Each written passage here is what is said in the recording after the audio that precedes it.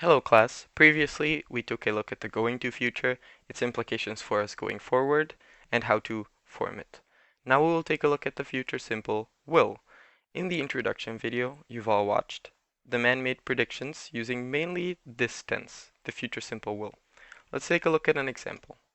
This example is a sentence in the present simple. If we want to turn this sentence into a future simple sentence, we just need to add will after the subject. I will need help. I need help. I will need help. Let's take a look at an example of a negative. I do not need any help. I will not need any help.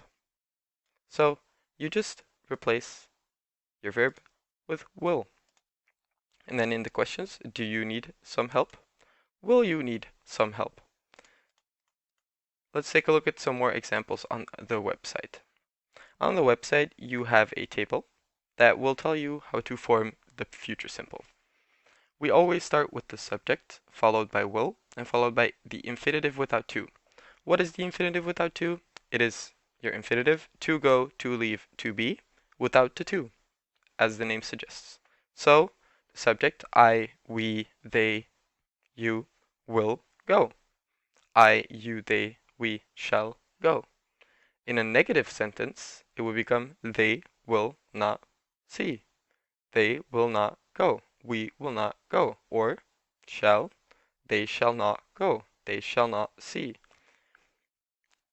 For a question, it's a little different. You switch around the subject and will. So you start your question with either your question word or will.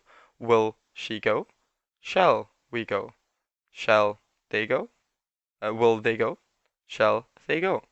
So, in the end, the future simple, as the name would suggest, is quite simple. Below, you will find an Edpuzzle describing the differences between will and going to, and highlighting the exact usages of will and when to use them. So, get started with that Edpuzzle to figure out more.